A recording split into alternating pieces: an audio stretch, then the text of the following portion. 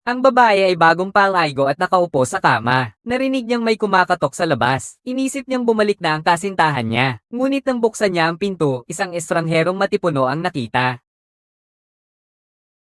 Pinagmamasdan ng matipuno ang babae mula ulo hanggang paa. Ang sabik na tingin nito ay nagpaparamdam sa kanya ng takot. Agad tinanggal ng matipuno ang damit at hinablat ang babae patungo sa kanyang mga bisig. Siya ay matinding lumaban. Ngunit dahil sa kanyang pagiging tanga, hindi siya makapagsalita. Ang kanyang kasintahan ay nagpapalamig sa ibaba. At sakto, nakita niya ang anino sa kortina. Agad siyang tumakbo pataas. Hinayla ang mantle at pinatumba ang matangkad na lalaki. Pagkatapos ay pinaulanan niya ng mga suntok ang kalaban. Agad na kinabahan ang babae at nag-ulo. Tumakas ka. Takbo. Tumakas kayo ng mabilis. Binugbog ng bata ang malaking lalaki, at binuwal ang mesa at ibinagsak. Hindi na sila naglakas loob na umuwi, kaya't nagsiksikan na lamang sila sa isang sulok magdamag. Kinabukasan, nagsumbong sila sa istasyon ng pulisya. Ngunit tinawag ng pulis si Aegean ng mag-isa. Nalaman na may kahinaan ng babae. Agad na nagkaroon ng masamang balak ang matandang lalaki. Gumamit siya ng dahilan ng investigasyon. Pinilit niyang habarin ang suot na jacket ng babae. Nag-aalalang tinakpan ng babae ang katawan niya. Patuloy siyang nanginginig dahil sa takot, ngunit ang matandang lalaki ay may masamang layunin. Sinadyang ilayo ang mga batang pulis. Dinala ang jacket sa imbakan ng mga ebidensya. Paulit-ulit na tinanong ng matandang detective ang mga detalye. Parang inaalala niya ang mga nakakapangingilabot na eksena. Lalong gumaspang ang mga tanong niya. Napilitang alalahanin ng dalaga ang maraming nakakatakot na detalye. Buti na lang at dahil sa salaysay ng kasintahan niya, nalaman din sa wakas ang mga katangian ng sospek. May tato siyang bituin sa kanang kamay. Itim na kulay. Itim na bituin. Anong kamay? Kanang kamay. At siya pa mismo ang leader ng mga pulis na ito. Nakatayo siya ngayon sa labas ng kwarto ng interogasyon. At nakamasid sa lahat ng nangyayari sa loob. Pinaghiwalay ang kawawang magkasintahan. Hindi pa nila alam ang haharapin. Bantayan mo ang batang yan, Kuya Do. Ano yon? Ang babaeng yan ay babae ni Ate Ling. Isang babaeng nagbebenta ng sarili. May ganun kagandang babae si Ate Ling, hindi lamang naniniwala ang kapitan na wala siyang sala, kundi sinisisi pa niya ang dalawa ng pang-extortion at pananalakay sa pulis. Ngunit kahit na ganoon, pinayuhan pa rin siya ng kanyang mga tauhan na magpigil sa presinto. Ngunit mainit pa ang ulo niya noon, kaya sinaway niya ang lahat ng kanyang mga tauhan. Pinagbantayan pa nga niya sila, at hinintay na mawala ang kanyang galit bago asikasuhin ang kaso. Puno ng galit at puot, naglakad siya papunta sa kwarto ng interogasyon. Si Lolo ay may malabag na mata, naghihintay na makuha ang bahagi niya. Bumunot ng sigarilyo ang kapitan. Walang takot na naupo sa kabilang mesa. Ang babae ay nanginginig sa takot. Lubos niyang naramdaman kung ano ang tunay na kawalan ng pag-asa. Si AJ ay hindi sinasadyang tumingin sa litrato. Sa susunod na segundo, nakita niya ang litrato ng kapitan kasama ang mga pulis. Naramdaman niyang may mali, pero may isa pang pulis na sumulpot sa likuran niya. Umupo ka. Hindi pinansin ni Age ang paghila ng pulis, at buong lakas na sumugod sa kanyang kasintahan. Nang mabuksan niya ang pinto ng silid ng pagtatanong, nakita niya mismo ang panggagahasa sa kanyang kasintahan. Nanlilisik ang kanyang mga mata. Sumabog siya sa galit na parang huni ng hayop, ngunit hinayla siya ng mga pulis. Walang lugar para ilabas ang galit. Zhang Ying, bitawan mo ako. Zhang Ying, bitawan mo. Zhang Ying, Zhang Ying, Zhang Ying. Pinilit ng pulis na itulak siya sa salamin. Pinilit niyang tumingin ng tuwid. Tapos, isang sipa sa mukha niya. Diretso siyang nawalan ng malay. Pinaghihirapan ng matandang kaluluwa ang babae sa lamesa. Wala siyang pagkakataong lumaban. Si AJ ay nakabitin sa ere. At nakita niyang pinagsamantalahan ng matandang demonyo ang kanyang girlfriend. Ang dalawang demonyo ay patuloy na nagbabalik tanaw. Pati ang matandang demonyo ay nagreklamo, muntik nang masira ang kanyang likod. Ngunit pagkatapos ng ilang minutong pahinga, kinuha niya ang isang lata ng beer at handang magpatuloy. Si AJ ay pinagbubugbog, puno ng dugo ang bibig. At pagdilat ng mata, muling nasaksihan ang maruming eksena. Ilang pulis ang pinalitan sa pagganap. Matapos ang ilang round, natigil din ang kanilang hayop na gawain. Para silang walang pakialam at nag-usap tungkol sa mga bagay-bagay. Ngunit si Oldzai ay tumanggap ng tawag mula kay Sister Ling. Ang babaeng ito ay hindi prostitute.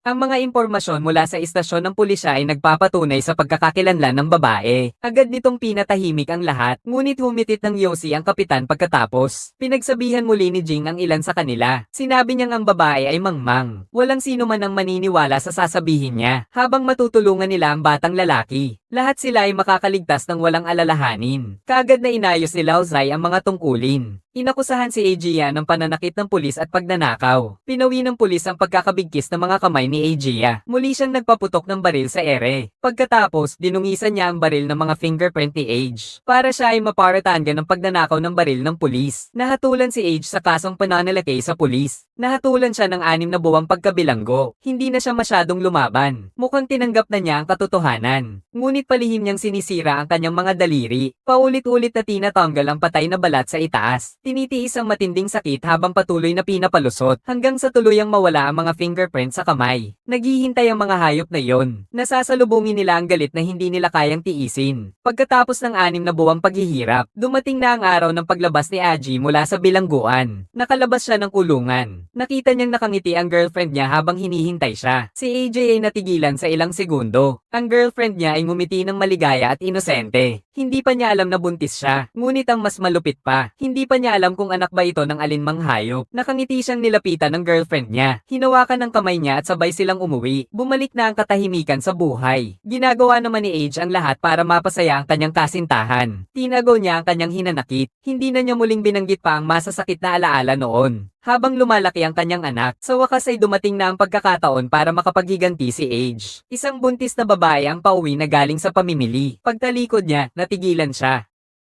Nang makabalik si Police Officer Ding, ilang beses siyang sumigaw pero walang sagot na natanggap mula sa kanyang asawa. Bigla na lang sumulpot si Age mula sa likuran, at sinaksak siya ng sirang piraso ng porselana sa leeg. May isang bag na nakuha ang mga pulis mula sa dagat, at kahit di pa binubuksan ay amoy na ang masamang baho nito. Sa sandaling binuksan ang bag, pumutok ang mga nabubulok na karne at mga organo, at may bangkay pa ng fetus sa loob, na may kumpletong mga buto na lumabas. Pinipigilan nila ang kanilang pagsusuka habang nag-aabot, at doon nila natagpuan ang ID ni Officer Ding. Nagpasok sila ng mga armas at pumasok sa bahay ni Officer Ding. At pagpasok nila, nadaganan nila ang malagkit na dugo. Pinagbuksan ng tiyan ang buntis, napatay na ng ilang araw. Isang napakasakit na tanawin, na kahit ang mga pulis ay natakot, pinatay ang asawa ni Opisyal Ding, at siya mismo ay hindi alam kung nasaan. Si Lao Gui, kasama ang nobya, ay lumipat ng bahay, at habang nagiinit ng tubig, napansin ang kakaibang bagay. Nakita niyang matamang nakatitig ang girlfriend niya sa sulok, agad niyang hinaplos ang kanyang baril sa baywang. Ang mga pulis ay nag-iimbestiga sa bahay ni Officer Ding. Bigla na lang siyang tumanggap ng tawag mula kay Lao Gui. Halo. Lao Gui. Halo. Kumilos ka. Hello. Nakarating ang mga pulis sa bahay ni Old Ghost, at nakita rin nila ang buntis na binuksan ng tiyan. Pareho ang paraan ng paggawa ng krimen, kaya agad silang kinabahan. Narinig nila ang tunog ng tubig sa banyo, at sinipa nila ang pinto. Nang mawala na ang makapal na usok, nalaman na lang na namatay si Lao Gui dahil sa pagkasunog ng mainit na tubig. Sunod-sunod na malupit na insidente, agad nagdulot ng takot sa lahat. Nagpatuloy ang malawakang investigasyon ng mga pulis, at naglagay ng mga checkpoint sa mga pangunahing kalsada. Maagang inalis ni Ajia ang kanyang mga fingerprint. Walang iniwang ebidensya sa lugar. Maliban sa ilang tao sa himpilan ng pulis noong una, walang makapaghula na siya ang mamamatay tao. Nang handa ng palayasin ng mga pulis ang sasakyan, dumating na si Old Zai kasama ang kanyang mga tauhan. Nang makita nilang susuyurin ulit ang sasakyan, si Ajia ay palihim na tumakas. Huminto ka. Hoy, huminto ka. Huwag kang tatakas. Tumigil ka. Si Ajia ay tumakbo ng mabilis. Halos makakatakas na siya papasok sa kagubatan. Sa kritikal na sandali, nadapa siya. Diretso siyang nahulog sa lupa, pinatumban ni Lao Zai. Paglingon niya, mabilis na naintindihan ng ilang pulis ang lahat. Pinilit nilang itatanong kay Ajia, pero si Age ay nanatiling tahimik. Kumuha ang pulis ng isang matulis na pamakpok. Lumapit ito kay Age na may mabigat na aura. Pinindot nito ang ulo ni Age. Dahan-dahan nitong sinaksak ang matulis na pamakpok sa tenga ni Age. Aray! Aray! Kahit na nakaranas ng matinding sakit, ngunit hindi pa rin nagsalita si Age. Nawala na sa pasensya ang pulis. Ibinasura ang isang kahon ng pushpin sa mesa.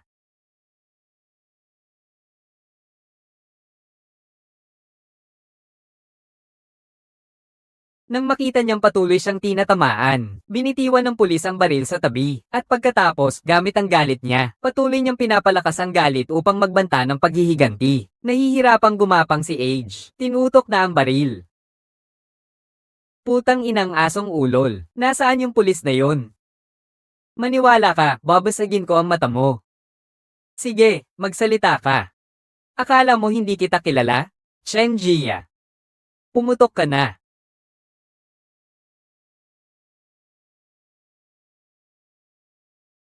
Naiere na ang kaso ni Agia sa balita. Direktang inakusahan siya bilang salarin. Nakita ito ng kasintahan niya, at agad niyang naintindihan ang buod ng pangyayari. Sinunog niya ang litrato nilang dalawa, at tumawag siya sa mga pulis. Pagkatapos magpakalabit ng kanyang tiyan, nanginginig niyang itinapon ng kutsilyo sa imbornal. Ulit na namang nangyari ang parehong kaso. Kaya kinailangang simulan muli ng pulisya ang investigasyon. Panatag si Old Zai na si Age ang salarin. Ngunit pinatigil pa rin ng kapitan ang trabaho ng dalawa. Narinig ni Age ang usapan ng mga ito. At agad na naisip ang pinakamalaking posibilidad. Kahit pa may peking pag-aalo ang kapitan. Wala sa mood si Age na makinig sa mga walang kwentang sinasabi nito. Gusto niya lang makauwi agad. At alamin kung ano ang nangyari sa kasintahan niya. Si Lao Zai ay hindi pa rin sumusuko. At patuloy na sinundan ng babae hanggang sa ospital kung saan siya nagpapagamot. Nang siya ay makarating, nadatnan niyang nakakalat ang mga gwardya na natamba. Nakakarinig siya ng ingay, at dali-daling tumakbo pababa sa hagdanan para habulin ang mga ito. Kinuha ni Agia ang kama ng babae, at mabilis na sumakay sa ambulansya. Nakita niyang hamarang si Lao Zai. Tahimik na tinutok ni Agia ang tingin sa kanya.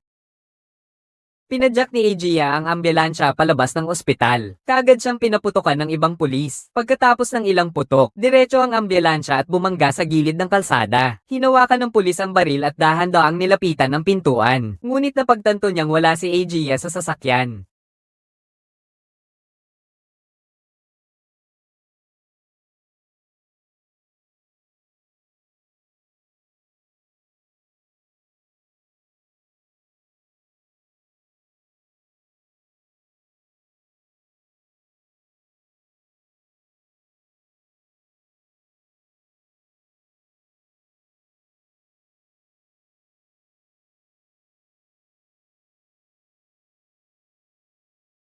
Pumutok ang bala at ignited ang gasolina. Sa isang iglap, tinupok ng apoy ang masamang pulis. Nakikita ni Lao Zai na hinahabol siya. Agad na tumakbo si Agia patungo sa malalim na kagubatan. Matindi ang paghabol ni Lao Zai mula sa likuran. Malupit niyang pinalo si Agia sa likod. Binugbog siya hanggang sa magdugo ang buong katawan. Sa huli, hindi na niya kinaya at bumagsak. Habang nagpapahinga si Lao Zai, nahawakan ni Agia ang isang sirang takip ng balon. Matinding inihampas niya ito sa mukha. Agad niyang pinatay si Lao Zai. Nahanap ng kapitan ng ambulansya, pero hindi pa rin niya nakita si Agia. Alam niyang malapit lang si Age, kaya't binaril niya ang katawan ng babae. Narinig ni Age ang putok ng baril, pero wala na siyang lakas para tumayo, dahil hindi siya agad lumabas. Binangga ulit siya ng kapitan ng isang malupit na putok. Nagpumilit si Age na tumayo gamit ang natitirang lakas, at tumungo patungo sa muzzle ng baril. Isang putok ng kapitan ang tumusok sa kanyang leeg. Muli siyang bumagsak sa lupa.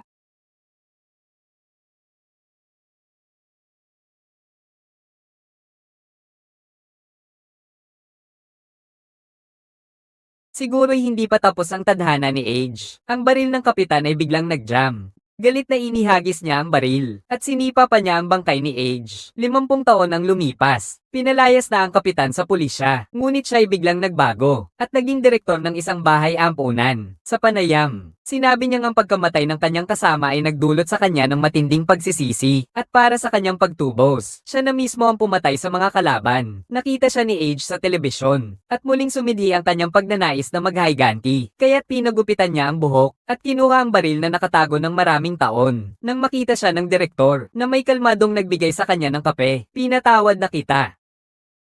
Nagdasal ako para sa'yo.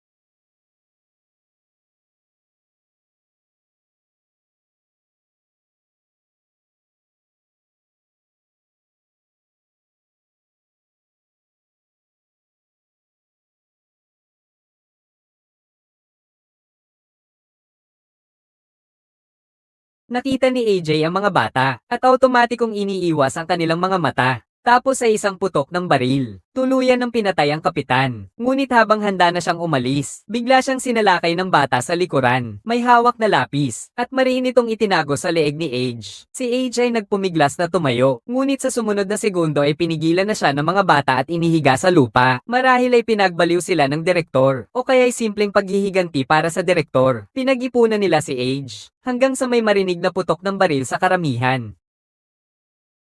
2, 3. Siyam.